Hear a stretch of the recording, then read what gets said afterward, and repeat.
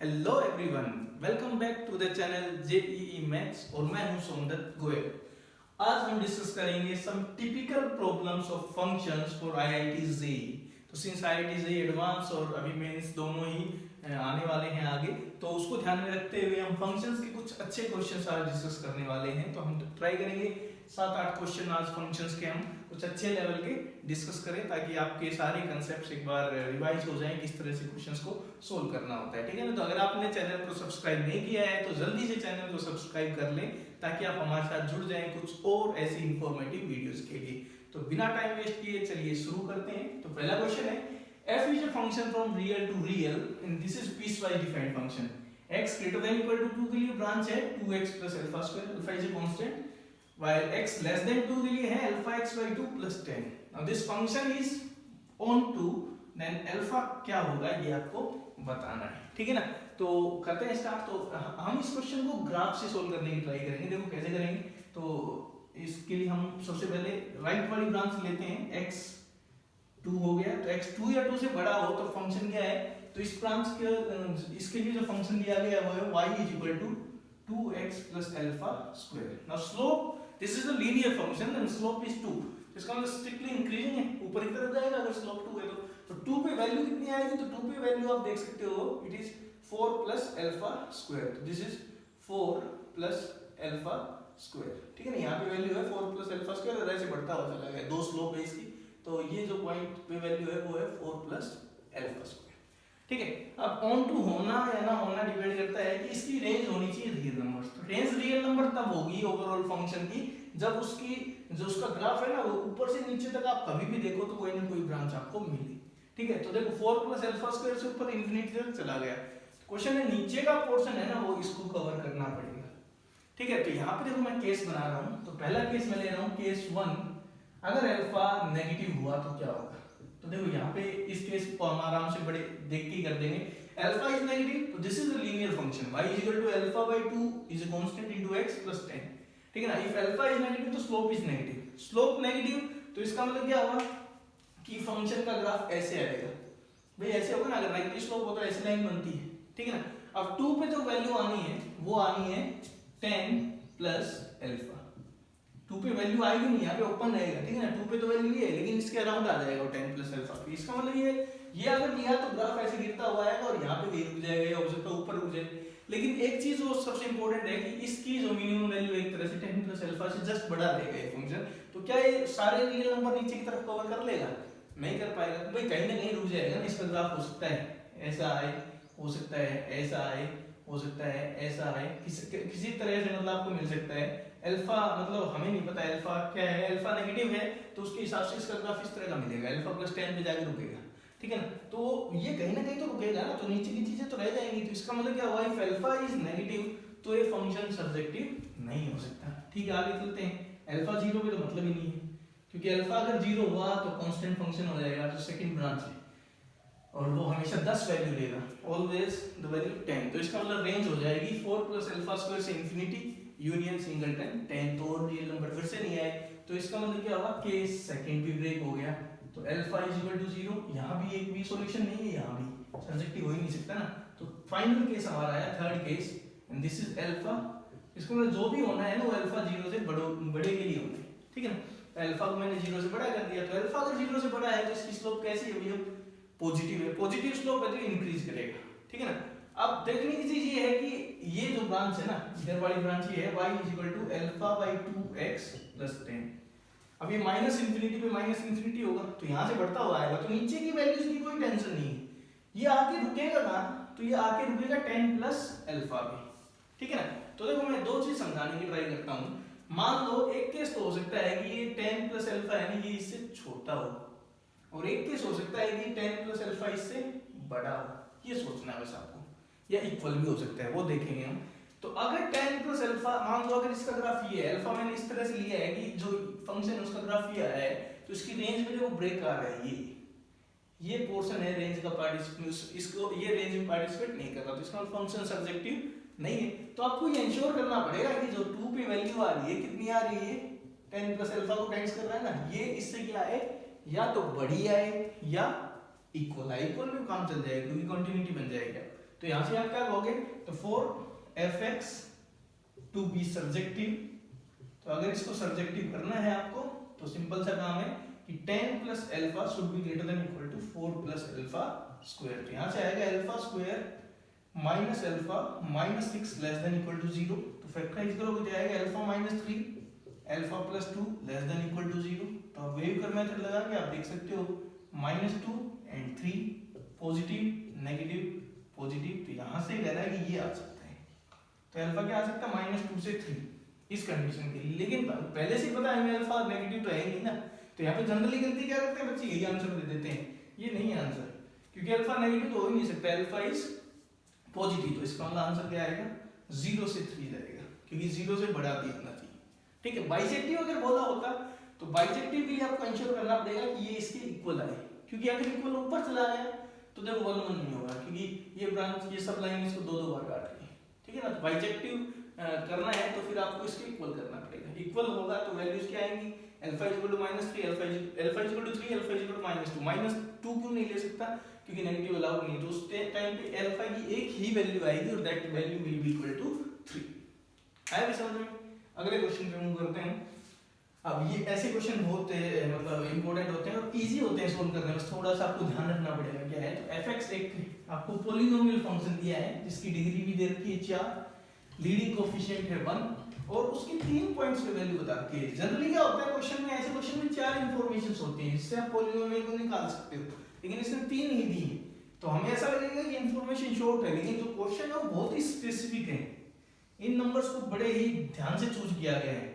ठीक है ना, इसीलिए क्वेश्चन सोल्व हो पा रहा है, अदरवाइज ये क्वेश्चन दिक्कत कर जाता अगर ये चीजें ऐसे मतलब स्पेसिफिक नहीं देगा कुछ। तो देखो क्या है इसमें, मान लो फंक्शन है आपका fx पॉलिनोमियल फंक्शन डिग्री 4 का। अब इनमें देखो एक पर्टिकुलर रिलेशन है, f की वैल्यू 1 पे कितनी है 10, f की वैल्यू 2 पे 20, f की वैल्यू 3 पे 30। तो यहाँ पे अगर आप उस पैटर्न को पकड़ पाओ तो ऐसे क्वेश्चंस में आपको क्या करना है कि नया फंक्शन एज्यूम करना है आपको। hx मान लिया मैंने, fx माइनस में जैसे ये फंक्शन बिहेव कर रहा है, जो ये आपको देख के नहीं लग रहा है f1 10 पे f2 20 पे, तो इसका मतलब x 10x पे जा रहा है, तो जैसे ये बिहेव कर रहा है ना वो माइनस करना होता है बस आपको। तो hx मैंने मान लिया fx minus 10x, तो यहाँ से देखो फायदा क्या होगा, h of 1 is equal to f of 1 minus 10 which is 0। तो इंटेंशनली किया है हमने, h of 2 f of 2 minus 20, तो ये भी 0। Similarly h of 3 0। ना देखो fx एक 4 डिग्री का पॉलिनोमियल है, उसमें से 10x हटाऊंगा तो स्टिल ये कितने डिग्री का रहने वाला है, this is also a polynomial of degree 4, 4 का ही रहेगा। लीडिंग कोएफिशिएंट पहले 1 था तो अब भी 1 ही रहेगा, क्योंकि ये x के 4 को कुछ नहीं कहने वाला।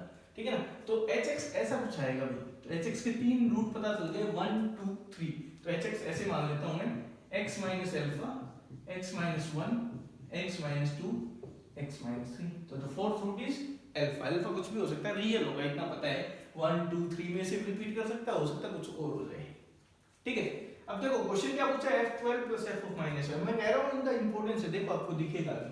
तो ये आपका hx है, तो hx किसके इक्वल है अभी, fx minus 10x के, तो fx क्या आ जाएगा, x minus alpha x minus 1 x minus 2 x minus 3 और फिर प्लस में कितना हो जाएगा 10x, दिस इज fx।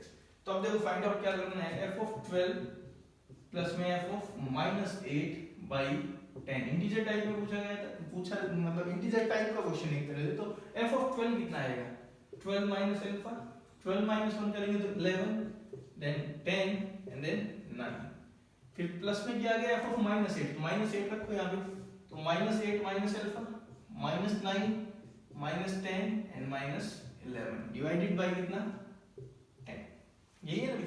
तो देखो 1 2 3 माइनस और 1 माइनस यहाँ से कॉमन ले लेता हूँ, तो माइनस खत्म हो जाएगा, 4 माइनस हो गए और ये हो जाएगा 8 प्लस अल्फा, तो कुछ कॉमन आ रहा है ऊपर से, तो 9 into 10 into 11 कॉमन आ रहा है, बचेगा क्या 12 माइनस अल्फा प्लस 8, तो कितना बचा 20 डिवाइडेड बाय 10, तो 10 से 10 क्या हो गया कैंसिल, तो कितना आ गया 99 into 2 into 0। ठीक है, देख सकते हो ना 9 into 10, तो यहाँ से कितना हो जाएगा, यहाँ से अगर फाइंड आउट करोगे तो 0 2 से मल्टीप्लाई करेंगे तो 8 और 9, तो answer is 1980, this is the right answer. आई समझ में। कई बार 4 इन्फॉर्मेशन देता है तो उसमें आपको फिर एग्जैक्टली ये पॉलिनोमियल ही पता चल जाएगा, उसके बाद आप एफएक्स निकाल ही सकते हो, ठीक है ना। तो ऐसा क्वेश्चन एक बार पूछा गया है जेईई में, लेकिन वो कंटिन्यूटी डिफरेंशिएबिलिटी पे पूछा गया। तो स्टार्ट ऐसे ही थी इस तरह की, मतलब उसमें कुछ स्पेसिफिक दिया हुआ था, 2 टाइम कर रखा था शायद, ठीक है, लेकिन इसमें अलग स्क्वायर कर रखा था। उसमें f की वैल्यू 2 पे 4 थी, 1 पे 1 थी, 3 पे 9 थी, इस तरह से। तो वहां पे हमने fx माइनस x स्क्वायर ले लिया था, ठीक है। तो ये थोड़ा ध्यान रखना, इस तरह करना होता है क्वेश्चन। क्लियर है भाई? आगे मूव करते हैं। देखो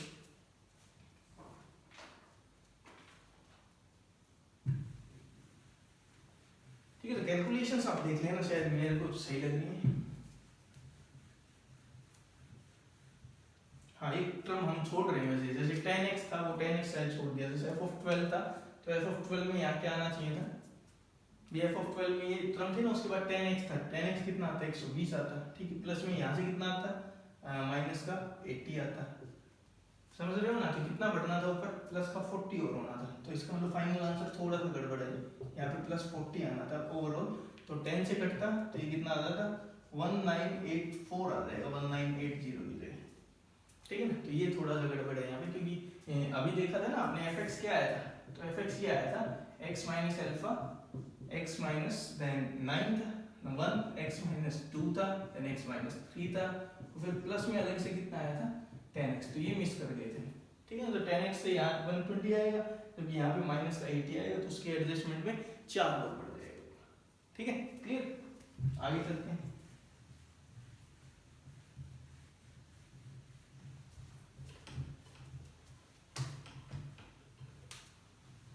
अगले 2 क्वेश्चंस मैं लिख रहा हूँ यहाँ पे। तो क्वेश्चन इज, पहला है, if gx is a function given by this minus of x square plus 2 by x square plus 1, okay, and then fx एक फंक्शन दिया गया, fx is x square minus 3x square minus kx plus 2. Now he is saying that if f composed with g, f of g of x is greater than 0 for all x belonging to real number, then the least integral value of k is integer type में है भी, ठीक है ना। बताना आपको क्या है सबसे छोटा इंटीग्रल वैल्यू। सेकंड इज जो क्वेश्चन हम ले रहे हैं, f is a function from 0 infinity to close 0 to infinity. ये जेईई मेंस में पूछा था 2019 में, और फंक्शन दिया गया fx is equal to modulus of 1 minus 1 by x, ठीक है ना। Question then f is, options are 1 1 on 2, option B is 1 1 into, option C is many one on 2, and D is many one and then into, ठीक है। तो ये 2 question अभी हम discuss कर रहे हैं। तो देखो इसमें क्या करेंगे, तो पहला क्वेश्चन कंपोजिशन पे बेस्ड एक फंक्शन gx है, gx की अगर बात करें तो इसकी डोमेन क्या है, तो यहाँ पे x क्या हो सकता है, can be any real number, ठीक है ना। और फिर fx है एक function which is particle function, इसकी डोमेन भी रियल नंबर, तो कंपोजिशन डिफाइंड है।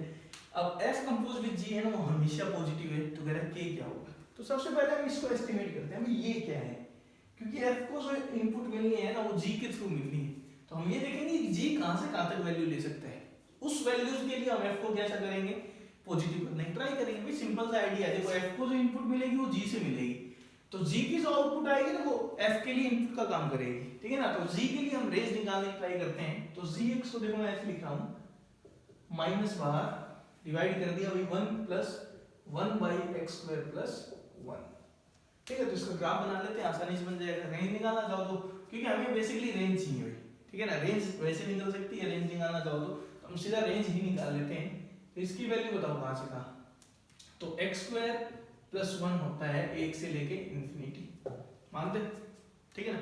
तो रेसिप्रोकल करोगे तो 1 बाई एक्स स्क्वायर प्लस 1 क्या आएगा, 1 बाई इंफिनिटी, और यहाँ पे 1 आ जाएगा, तो दिस इज 0 एक्चुअली। अब उसमें एक जोड़ा गया है, तो 1 plus 1 by x square plus 1, ये आपका हो जाएगा 1 से लेके और 2 तक, और फिर क्या लगा हुआ है माइनस। तो इसलिए हम कहें तो रेंज ऑफ gx क्या आ रही है, तो range of gx actually is -2 पे क्लोज और -1 पे ओपन। x कुछ भी आए g x n इनके बीच में घूमेगा, ठीक है। रेंज निकालने के और भी तरीके हो सकते हैं, हो सकता है आप ग्राफ बना के कर दो, ग्राफ से भी हो जाएगा, ठीक है। तो इसमें हमें सिर्फ रेंज निकालनी थी, हमने निकाल दी। अब gx ये वैल्यू लेगा, fx को इसका मतलब सब और रियल नंबर नहीं देखना है, fx को जो इनपुट मिलेगी वो ये मिलेगी -2 से लेके 1 तक, -1 तक, -2 पे क्लोज -2 मिल सकता है, -1 मिलेगा भी, और ये हमेशा क्या होना चाहिए, पॉजिटिव होना चाहिए। तो अब देखो कैसे करेंगे।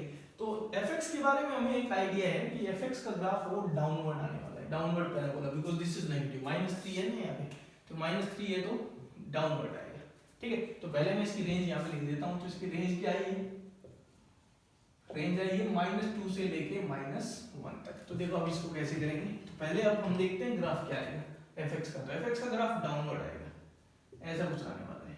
डाउनवर्ड है तो इसका मतलब कभी ना कभी नेगेटिव हो ही जाएगा, ठीक है ना। हो सकता है कभी पॉजिटिव भी ना हो, लेकिन हमें बनाना है पॉजिटिव, और इसमें तो खासकर बनाना है। तो आप क्या करोगे कि भाई -2 पे वैल्यू पॉजिटिव होनी चाहिए, और -1 पे कैसी भी हो सकती है, लेकिन -1 के जस्ट लेफ्ट में कैसी होनी चाहिए, पॉजिटिव। तो यहाँ से देखो सिंपल सा आइडिया है, कंडीशन ये लगा दो कि भाई फंक्शन की वैल्यू -2 पे है ना, ये ग्रेटर देन 0 होना चाहिए, ये तो मानते हो ना। -2 पे तो 0 भी काम नहीं देगा, क्योंकि -2 पे 0 हो गया दिक्कत हो जाएगी इसको, ठीक है। तो f ऑफ -2 क्या होना चाहिए, स्ट्रिक्टली ग्रेटर देन 0। जबकि दूसरी कंडीशन क्या लगा दो कि f की वैल्यू -1 पे है ग्रेटर देन इक्वल टू 0, क्योंकि 0 भी चल जाएगा। मान लो ऐसा कुछ हो, ये -1 है, ठीक है ना, और यहाँ पे मान लो ये है आपका -2, तो -2 से लेके -1 तक कैसा रहा है, पॉजिटिव ही तो रहा है। -1 पे तो ओपन है ना, इसलिए -1 पे इक्वलिटी अलाउड है।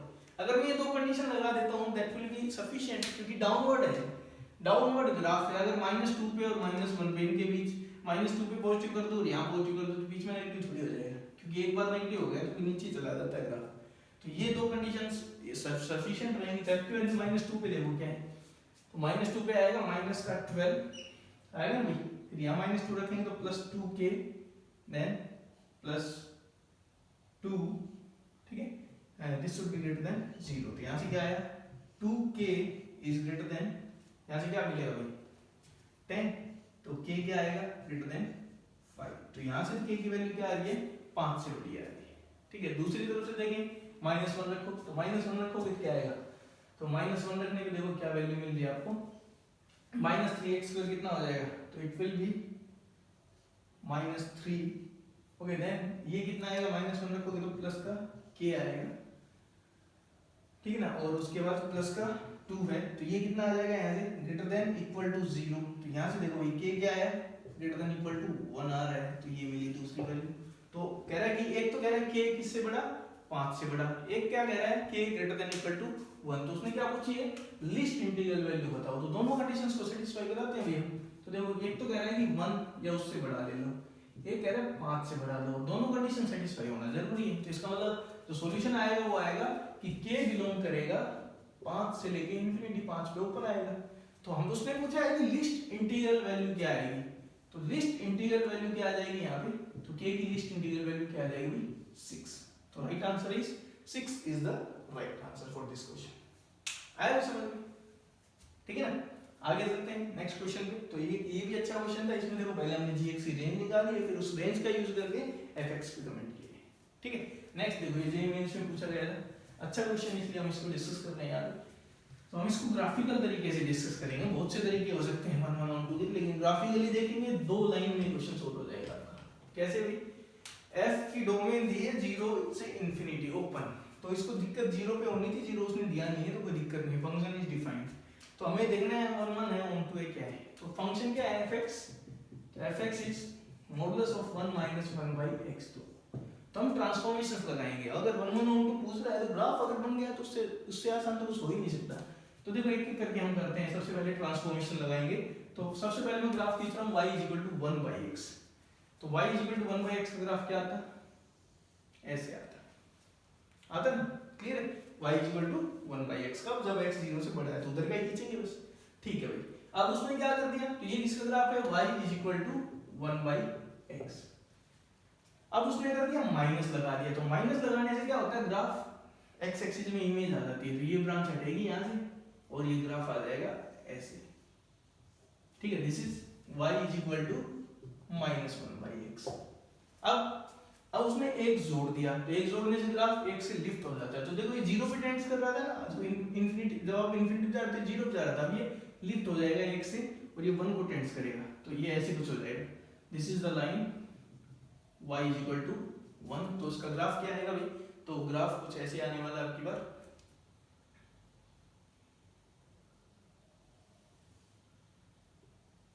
ऐसा कुछ हो जाएगा, मानते हो? ठीक है, तो ये किसका ग्राफ आ गया, अभी हम पहुंच चुके हैं y is equal to 1 minus 1 by X पे। मैं स्टेप बाय स्टेप किया है, सबसे पहले मैंने 1 बाई एक्स का ग्राफ खींचा तो वो ऐसे आया, फिर मैंने माइनस लगाया तो वो नीचे आ गया, फिर मैंने एक जोड़ा तो एक से लिफ्ट हो गया, यहाँ तक पहुंच गए। अब फाइनली हम क्या कर रहे हैं, पूरे पे मोड़ लगा रहे हैं। तो अगर किसी का ग्राफ पता हो उस पे मोड़ लगाया जाए तो क्या होता है, नीचे का ग्राफ एक्स एक्सिस के नीचे का ग्राफ हट जाता है, हट गया, ये रहेगा लेकिन, और फिर नीचे वाला ग्राफ की इमेज बन जाती है, तो ऐसी कुछ इमेज आएगी, ठीक है ना। ये कहाँ चला जाएगा, माइनस इंफिनिटी था, तो ये कहाँ चला जाएगा, प्लस इंफिनिटी, ठीक है। अब देख लो भाई कैसा फंक्शन है, ग्राफ बन गया, बड़े आराम से देख सकते हो। तो क्लियरली दिस इज नॉट 1 1, क्योंकि 1 1 के लिए एक कोई भी हॉरिजॉन्टल लाइन उसको एक से ज्यादा बार नहीं काटनी चाहिए, यहाँ ऐसा नहीं है, तो 1 1 तो नहीं है, तो क्या लोगे, दिस इज नॉट 1 1, ठीक है। दूसरे भी बात चल करते हैं, ऑन टू के लिए रेंज देखो, तो रेंज इसके इक्वल आनी चाहिए, तो रेंज क्या है, 0 है और ऊपर कहाँ तक जा रहा है, इंफिनिटी तक, तो रेंज एक्चुअली कितनी है, 0 to infinity, which is actually equal to codomain, जो कोडोमेन उसने दी है, तो कोडोमेन की इक्वल अगर रेंज आए तो फंक्शन क्या होता है, ऑन टू, तो इट इज ऑन टू, तो ऑन टू है लेकिन 1 1 नहीं है, तो आंसर क्या हो जाएगा, 1 1 नहीं है, minimum and then onto, C is the right answer for this question. आया भी समझ में, तो ग्राफिकली करना था, बहुत ही इजीली कर सकते हो इसको, ठीक है। आगे चलते हैं,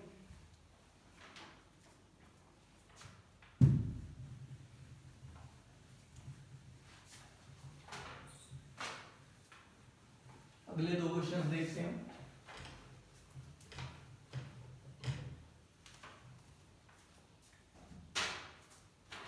क्वेश्चन अगला जो मैं ले रहा हूँ, ये एडवांस में पूछा गया था। लेट fx एक फंक्शन है x स्क्वायर और gx जो फंक्शन है वो है sin x, x real number है, कोई भी रियल नंबर हो सकता है। अब कह रहा है कि देन द सेट ऑफ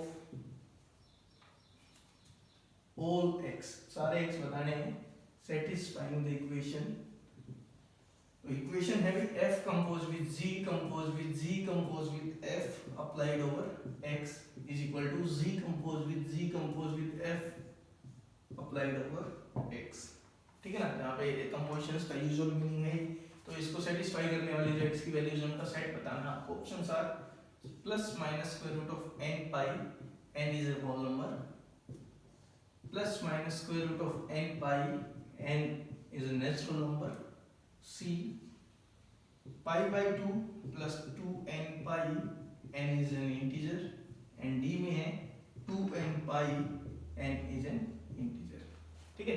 जबकि दूसरा क्वेश्चन जो है वो मैं लिख रहा हूँ, तो वो है कि let gx is a polynomial function, gx कैसा फंक्शन है भाई, पोलिनोमियल फंक्शन है, ठीक है। साथ में क्या कह रहा है कि g of x into g of y, इसको कंडीशन को सेटिस्फाई कर रहा है, g of x functional equation पे बेस्ड हो गया, g of y plus g of x y minus 2 for all x and y belonging to real numbers, ठीक है।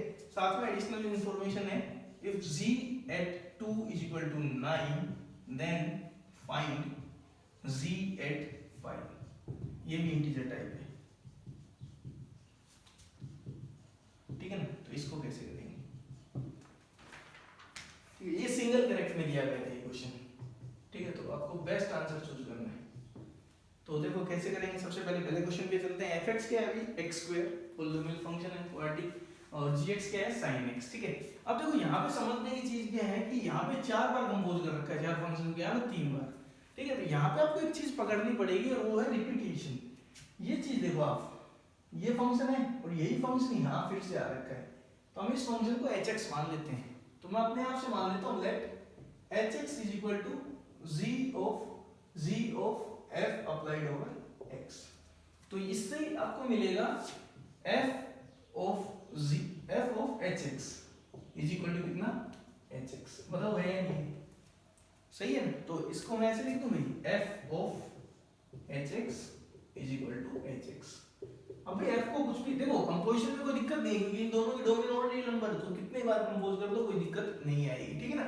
तो इसलिए f ऑफ एच एक्स आ गया ना, f क्या करता है, f को कुछ भी इनपुट मिले उसका स्क्वायर कर देता है, तो वो यहाँ भी यही करने वाला है, तो वो कर देगा एच एक्स का स्क्वायर। तो एच एक्स का स्क्वायर कितना आया एच एक्स। तो यहाँ से आप देखोगे एच एक्स दो पॉसिबल वैल्यू ले सकते हैं, अभी या तो एच एक्स 0 होगा या एच एक्स कितना होगा 1 होगा, ठीक है। यहाँ तक आ गए, या तो एच एक्स 1 या एच एक्स 0, ठीक है। अब एच एक्स को देखते हैं भाई क्या है। तो एच एक्स को अगर देखें तो ये है साइन ऑफ और दिस इज एक्स स्क्वायर, यही हो ना, साइन ऑफ एक्स स्क्वायर, क्योंकि एच एक्स जो जी एक्स वो साइन है और एफ एक्स क्या एक्स स्क्वायर। तो यहां से हमें मिला कि sine of X square is equal to 0, और ये कह रहा है कि sine of X square is equal to 1, ठीक है ना। अब देखो समझो क्या है, साइन 1 कब होता है और यहाँ पे साइन 0 कब होता है। तो पहले इसको देख लेते हैं। साइन 1 कब होता है जब उसके अंदर जो एंगल है जो कि साइन एक्स स्क्वायर इस केस में वो कितना आए, तो वो आए π/2 या फिर 5π/2 या फिर 9π/2, नेगेटिव की तरफ जाए तो -3π/2 -7π/2, इस तरह के नंबर आए। ये मैंने जो 0 के आसपास है वो लिखे हैं, ठीक है।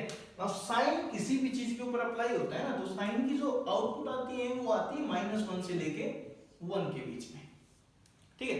अब π/2 इज वेरी क्लियर ऑफ 1 से बड़ा है, 1.57 होता है, तो π/2 नहीं हो सकता।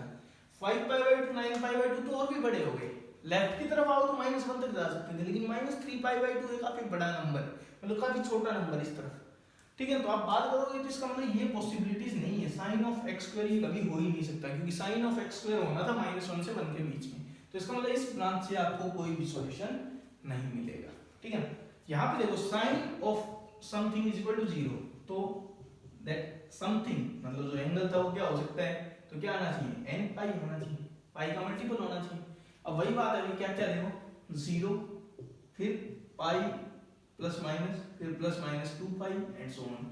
अब साइन होना है -1 से 1 के बीच में, फिर से तो -1 से 1 के बीच में है ना, सिर्फ एक ही एलिमेंट फंसेगा और वो 0, ये तो बाहर चले गए, plus pi minus pi plus 2 pi minus 2 pi, इससे बाहर है। इसका मतलब क्या होगा कि sine of X square is equal to 0, कभी आप कुछ भी लिख दो वहां पे, ठीक है। Now sine of some angle is 0, तो इस मतलब x square should be equal to n pi again, ठीक है ना। अब x स्क्वायर n पाई की बात करें तो n नेगेटिव नहीं हो सकता, क्योंकि x स्क्वायर कभी नेगेटिव नहीं होगा, ठीक है। तो यहाँ पे n के बारे में क्या कहोगे, 0 हो सकता है, बिल्कुल हो सकता है, तो n क्या आएगा होल नंबर आएगा। तो x क्या आएगा भाई, तो x जब आप स्क्वायर रूट लोगे तो प्लस माइनस लगेगा यहाँ पे, तो x is equal to plus minus square root of n pi, जबकि n क्या है होल नंबर। तो बेस्ट आंसर कौन सा आएगा, ये मतलब ये भी सॉल्यूशन का एक पार्ट ही है, लेकिन कंप्लीट सेट नहीं है, इसमें एक सॉल्यूशन छूट रहा है 0, जबकि यहाँ पे 0 भी इंक्लूडेड है।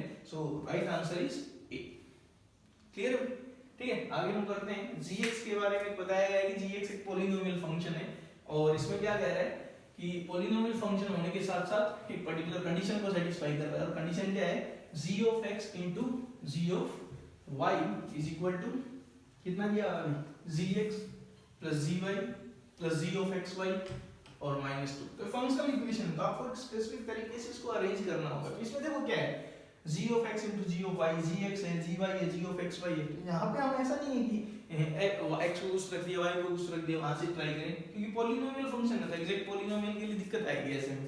तो ऐसे में हम देखो यहाँ पे इंपॉर्टेंट चीज क्या है, फैक्टराइजेशन सा हो सकता है, gx gy 2 सब है। तो मैं यहाँ पे एक फंक्शनल इक्वेशन को देखो ऐसे लिख रहा हूँ, gx into gy minus gx इधर ले आया, माइनस gy इधर ले आया, और एक 1 को ले आया, -2 था तो एक इधर ले आया, तो इधर क्या बचेगा g of xy -1। Now this can be factorised, ये फैक्टराइज होगी किसमें gx -1 into gy -1 is equal to g of xy -1। अब यहाँ सोचने की चीज है, तो मैं एज्यूम कर रहा हूँ लेट एक नया फंक्शन मैं अपने आप से लेके आ रहा हूँ, ये ऐसी चीजें दिख रही है मेरे को gx -1 gy -1 gxy -1, तो इसको मैं थोड़ी देर के लिए gx -1 को hx मान लेता हूँ।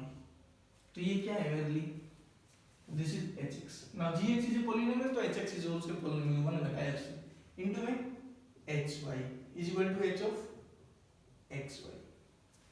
तो h of xy is equal to hx hy कब होता है?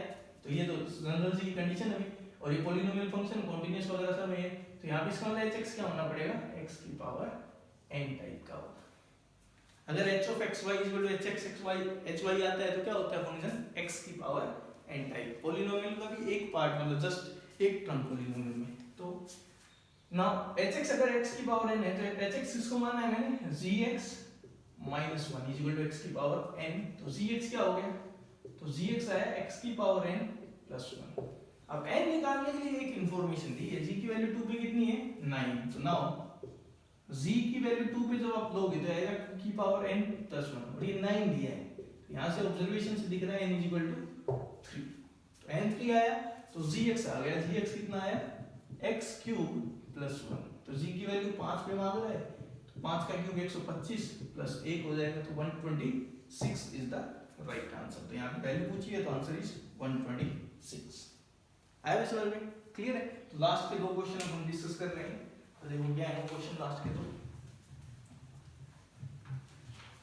ये फंक्शनल इक्वेशंस पे बेस्ड था ये वाला. नेक्स्ट क्वेश्चन इज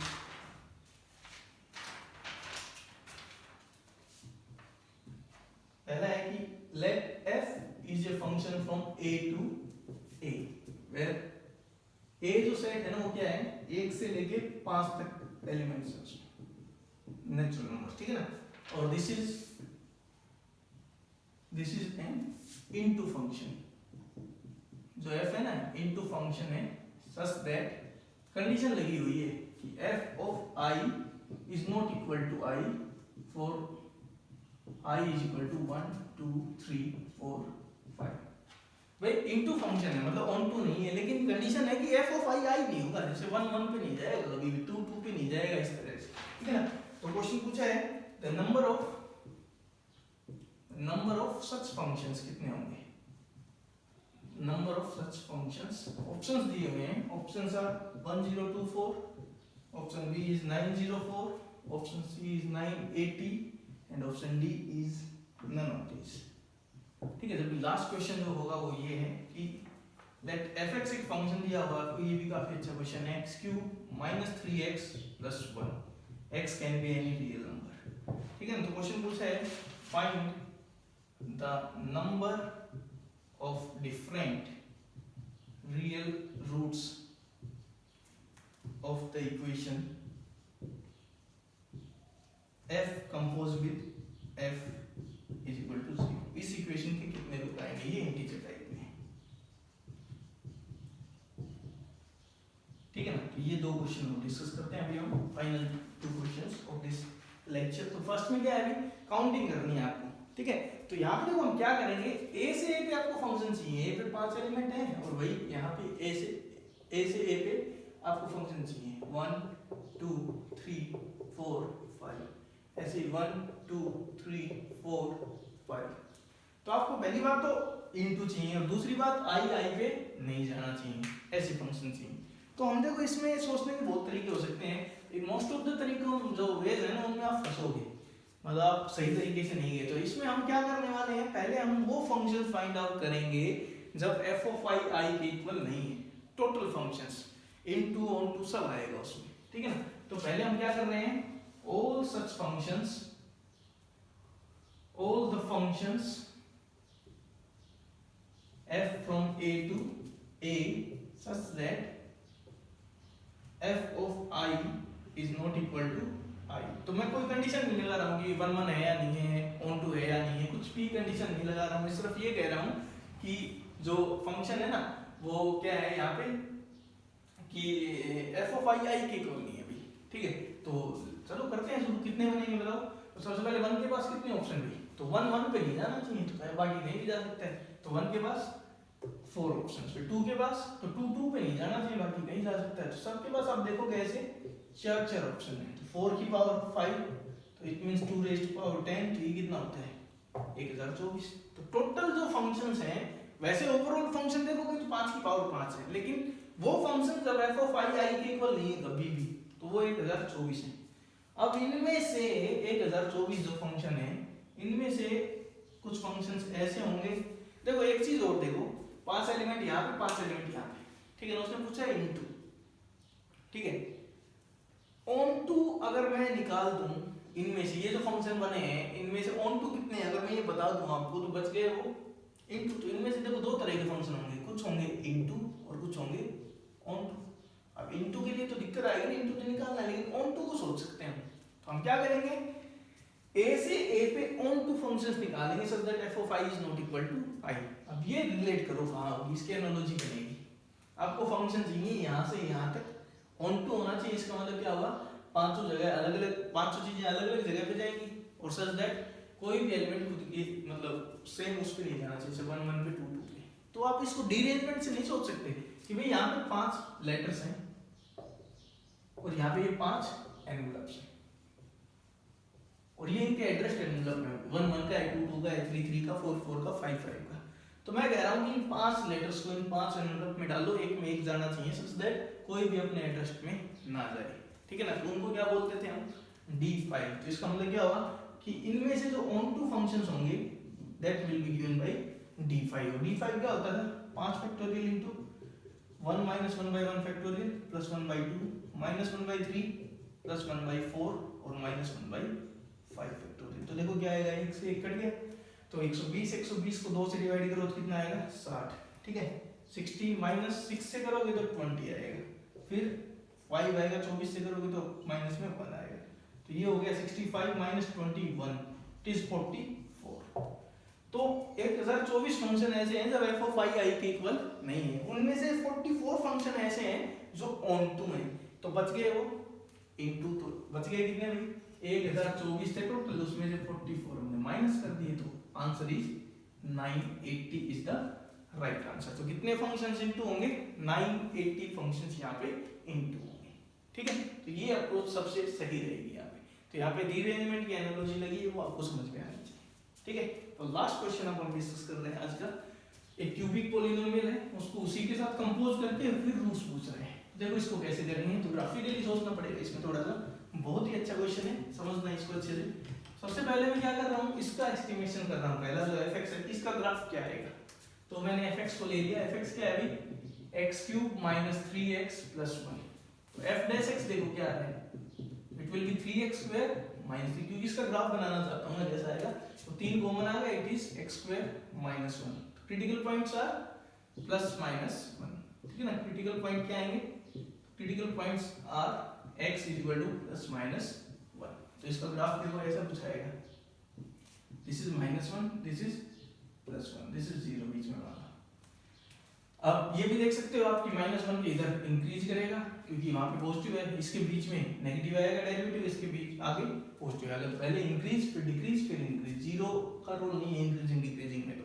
तो माइनस इंफिनिटी पे माइनस इंफिनिटी होगा, बढ़ता हुआ आएगा। माइनस 1 पे वैल्यू देखो क्या है, तो इसकी वैल्यू माइनस 1 पे आप देखो माइनस 1 प्लस 3 प्लस 1, तो 3 आएगी, तो माइनस 1 पे वैल्यू 3 आ गई। तो इसका मतलब नीचे से बढ़ता हुआ है और उसने काटा होगा बीच में कहीं ना कहीं, तो इसको काट के यहाँ पे 3 वैल्यू ले गया, ठीक है। अब डाउन आना शुरू होगा, डाउन आएगा कब तक, 1 तक। तो 1 पे वैल्यू देखो कितनी है, 1 माइनस 3 प्लस 1, तो 1 पे वैल्यू माइनस 1 आ रही है, तो दिस इज माइनस 1। अच्छा 0 पे और देखो, 0 पे वैल्यू 1 है, जिसका मतलब 0 पे यहाँ कहीं रहा होगा, तो ऐसे आएगा और यहाँ पे अपनी मिनिमम वैल्यू लेगा माइनस 1 और फिर से उठना शुरू हो जाएगा, और अब ये कहाँ चला जाएगा, इन्फिनिटी पे चला जाएगा, ठीक है। एक और चीज आप नोटिस करोगे यहाँ पे, वो ये है कि ये मान लो माइनस 1 था आपका, ठीक है। तो सबसे पहले आप माइनस 2 पे वैल्यू देखो इसकी, माइनस 1 की कितनी वैल्यू है, 3 है। माइनस 2 पे वैल्यू देखेंगे तो क्या आएगा, माइनस 8 ओके प्लस 6 प्लस 1। तो माइनस 2 पे जब आप वैल्यू देखोगे तो वैल्यू आएगी माइनस 1। तो इसका मतलब एक जो रूट है ना इसका fx का, वो है माइनस 2 से माइनस 1 के बीच में, इसको मैंने अल्फा बोल दिया, दिस इज अल्फा। तो अल्फा कहाँ है, माइनस 2 से माइनस 1, ये लोकेशन बहुत जरूरी है इस क्वेश्चन के लिए। तो अल्फा है माइनस 2 से माइनस 1 के बीच में। दूसरा देखो, ये मेरे को पता है 0 पे पॉजिटिव था और 1 पे नेगेटिव है, तो दूसरा रूट ये है बीटा, और बीटा कहाँ है, 0 से 1 के बीच में। अगला मैं देखता हूँ 2 पे वैल्यू देखो इसकी, 8 प्लस 1 9 माइनस 6 3। तो इसका मतलब 2 पे वैल्यू कितनी है, 3 है। तो इसका मतलब 2 यहाँ है, तो 2 पे पॉजिटिव है, इसका मतलब जो थर्ड रूट है gamma that lies in between 1 and 2। तो हमें fx के बारे में पता चल गया, fx के 3 रियल रूट हैं और उनकी एग्जैक्ट लोकेशन पता चल गई कि एक है -2 से -1 के बीच में, एक है 0 से 1 के बीच में और एक है 1 से 2 के बीच में। ठीक है, अब देखो इस क्वेश्चन को कैसे सोल्व करेंगे। तो कह रहा है कि f of fx = 0 इसको सोल्व करो। तो इस fx को मैं थोड़ी देर के लिए y मान लेता हूं। तो हमें सोल्व करना है f of y = 0। ठीक है, तो f of y = 0 इसके कितने रूट भाई? 3 रूट। क्या क्या? y = alpha, y = beta and y = gamma. मानते हो? ठीक है ना। अब fx किसको मानना है, y किसको मानना है आपने? fx को। इसका मतलब fx = alpha, fx = beta and fx = gamma. ये तीन इक्वेशंस आपको फर्दर सोल्व करनी है। भाई f of fx 0 रखा उसने, तो f of y 0 रखा, तो y ये आ सकता है। तो y की जगह मैंने fx रखा, तो इसका मतलब इसके सॉल्यूशन, इसके सॉल्यूशन और इसके सॉल्यूशन ही निकालने हैं। तो सबसे पहले मैं इसको निकालता हूं, fx = अल्फा की सॉल्यूशन। fx का ग्राफ खींचा हुआ है मैंने, अल्फा क्या है? तो अल्फा है -2 से लेके -1 के बीच में। -1 भी नहीं है और -2 भी नहीं है। ठीक है, तो -2 से -1 के बीच में कोई एक लाइन खींचोगे। भाई fx = k के सॉल्यूशन आप कैसे निकालते हो? y = fx का ग्राफ खींचो और y = k का ग्राफ खींचो। देखो कितने इंटरसेक्शन है, ये तो करते हो ना। तो यहाँ पे y = fx का ग्राफ खींच रखा है, y = अल्फा का ग्राफ खींचो। तो अल्फा कितना है? -2 से -1 के बीच में। तो ये देखो ये पॉइंट था ना, यहाँ पे -1 वैल्यू थी, तो ये जो लाइन है -1 वाली और ये -2 वाली है, तो ऐसे लाइन खींचेगी। ये है y = अल्फा वाली लाइन। तो इस ग्राफ को कितने बार काट रही है? fx वाले ग्राफ को एक बार काट रही है। तो कितने सॉल्यूशन आए? इस ब्रांच से एक सॉल्यूशन मिला। ठीक है, अब fx = बीटा। बीटा क्या है? तो बीटा है 0 से 1 के बीच में। तो अब एक लाइन खींचोगे, y = बीटा और बीटा 0 से नहीं, तो ये 0 हो गया, ये मान लो आपका 1 है। ऐसे कर लेता हूं मैं, this is 2 and this is 3, ऐसे ही तो है ना। तो 0 से 1 के बीच में एक लाइन खींची मैंने, ये तो दिस इज y = बीटा वाली लाइन। कितने बार काट रही है इस ग्राफ को? एक बार यहाँ काट रही है। ठीक है, 1 2 और 3, और ये तीनों अलग अलग है देखो, और ये इससे भी अलग है। ये नीचे मिला था, ये ऊपर मिले। तो यहाँ से आपको कितने ग्राफ सॉल्यूशन मिले? 3। अब आप करोगे fx = गामा को सोल्व। गामा कहाँ से कहाँ है? गामा है 1 से लेके 2 के बीच में। तो 1 से लेके 2 के बीच में लाइन खींचोगे तो ये हो गई। तो ये इसको कहाँ काट रही है? 1 पॉइंट पे, 2 पॉइंट पे और 3 पॉइंट पे। और ये इन तीनों सॉल्यूशन से अलग है और ये इससे भी अलग है। तो इसके 3 और सॉल्यूशन मिल गए आपको। तो टोटल मिला के कितने हो गए? तो टोटल अगर हम कहें तो उसने डिफरेंट सॉल्यूशन मांगे थे आपसे, तो in total there will be 7 solutions for this equation. तो इस इक्वेशन के कितने सॉल्यूशन है? टोटल 7 सॉल्यूशन होंगे। आया समझ में? तो बहुत ही अच्छा क्वेश्चन था। fx के रूट्स को आपको पहले उनकी लोकेशन ट्रेस करनी कहाँ होगा, फिर उसके बाद ये 3 इक्वेशंस आपको सोल्व करनी है। क्लियर भाई? ठीक है, तो ये थी फंक्शंस की कुछ बहुत ही अच्छी क्वेश्चन जो हमें मतलब जहाँ से हमें काफी कुछ सीखने को मिलेगा अगर आप इनको अच्छे से एक बार देखोगे। ठीक है भाई, तो होपफुली आपको चीजें समझ में आई होंगी। तो ट्राई करना आप इस तरह की और भी प्रॉब्लम सोल्व की जाए। जेई एडवांस को बेसिकली ध्यान में रख के मेंस में थोड़ी सी रिलेटिवली आसान क्वेश्चंस आते हैं, ठीक है ना, as compare to these problems. Clear है भाई? ठीक है, तो आज के लिए इतना ही। Thank you, have a nice day.